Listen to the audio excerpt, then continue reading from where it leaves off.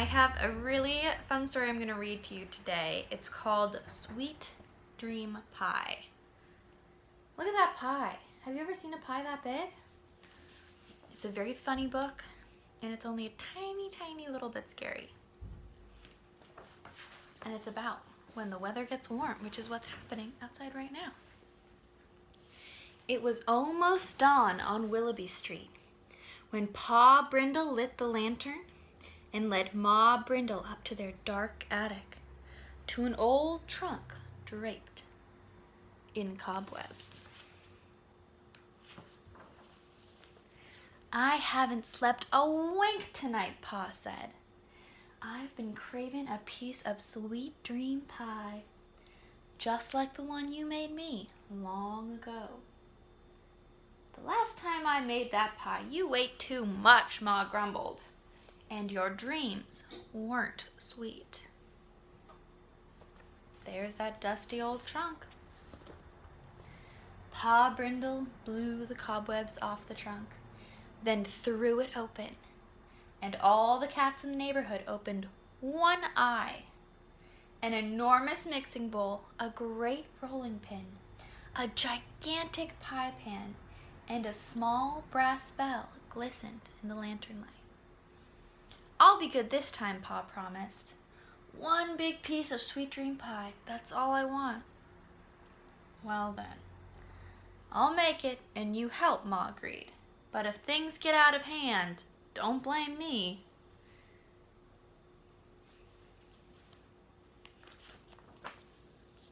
The Brindles carried the extra large utensils down to the kitchen and began to make the pie.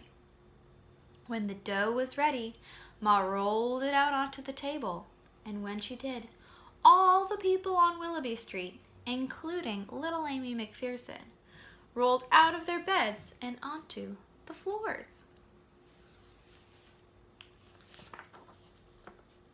Next, Ma fashioned 2 great pie crusts.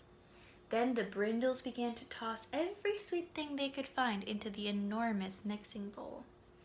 Gumdrops flew through the air and rained down with marshmallows, candy corn, cinnamon hots, chewing gum, chocolate drops, butterscotch, licorice sticks, lollipops, sugar cubes, jelly beans, candy sprinkles, cookies, and more. Look at all that candy. Clouds of powdered sugar drifted out the windows into the street.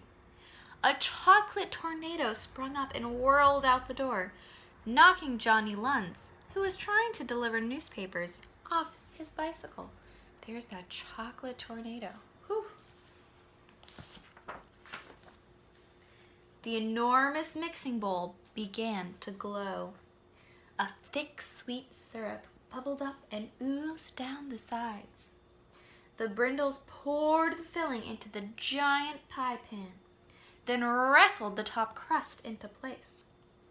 Ma crimped the edges, and Pa poked the steam holes.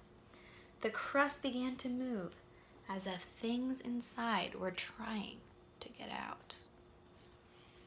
Pa shoved the pie into the oven and slammed the door.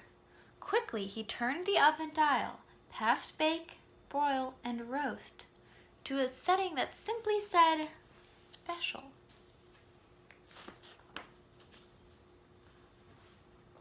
As the sun rose, the oven warmed and a heat wave hit Willoughby Street. It was too hot to go to work or school, so everyone stayed home doing cool things. Even Mary Chubb, who had never missed a day at the library in 15 years, lounged beneath her sunflower. By noon, the delicious smell of Ma Brindle's sweet dream pie blanketed the neighborhood with a blissful aroma. Everyone was simply drooling to taste that pie.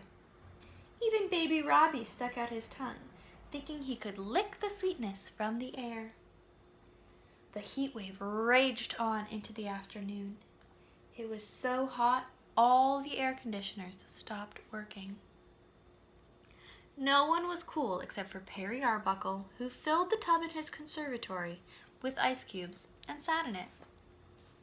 It's pretty smart. As the sun set, the sweet dream pie browned, and the sky burned a fiery red above Willoughby Street.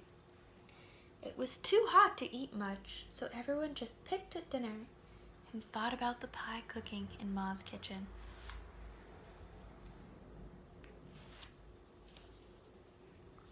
That evening, all the neighbors found an excuse to stop by the Brindles' house. Pa set up tables and colored lights outside and invited everyone to stay and share his special dessert. They all were thrilled, except little Amy McPherson. Amy could eat no pie because it made her sneeze. The dogs jumped up and began to chase their tails. Ma Brindle rang the small brass bell. "It's time for sweet dream pie," she called. Pa Brindle and Johnny Lunds carried the pie out and set it down.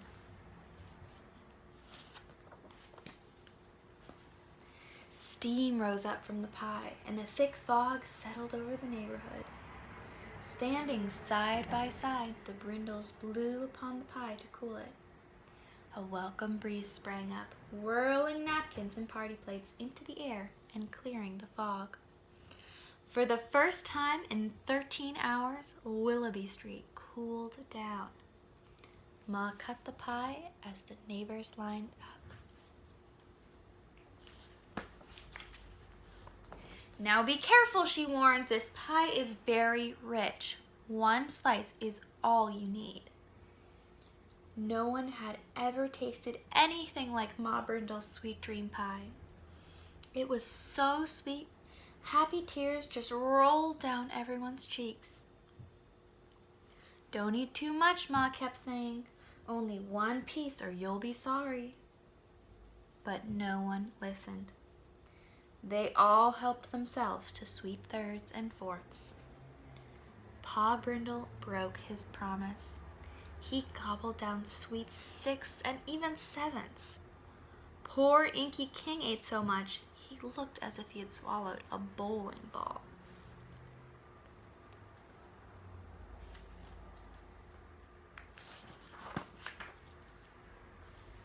When Myrtle Murphy's parrot pecked up the last crumb, a hush fell upon Willoughby Street. The neighbors thanked Ma and Pa for sharing their wonderful pie. Suddenly, all they wanted to do was go home and snuggle in their cozy beds. Some made it and others dozed off along the way. Ma Brindle shook her head in dismay. "After all that sweetness," she said, "no one will rest well tonight." Then she went inside to get her broom. Why do you think she needs her broom? That's when the dreaming began. Pa Brindle's dream was the first to pop out. Bigger than a dump truck, it galloped through the neighborhood, whistling for the others to follow. Dreams of every shape, size, and color drifted up from their dreamers and began to sport and play. All of the dreamers on Willoughby Street tossed and turned in their restless sleep. Look at these dreams.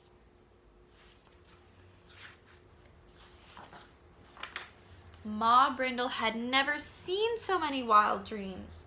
They were everywhere and into everything. The dreams were too happy and too excited, doing things they shouldn't do. When enough was enough, Ma took up her broom and began to sweep, sweep, sweep until she had swept away every last dream from Willoughby Street. All of the dreamers, including Pa Brindle, sighed with relief and finally settled in for a good night's sleep. From her bedroom, little Amy McPherson watched it all. And for once in her life, she was glad she could eat no pie. The end. I hope you enjoyed, friends, and I hope you have a wonderful week, and I will read you another story next week.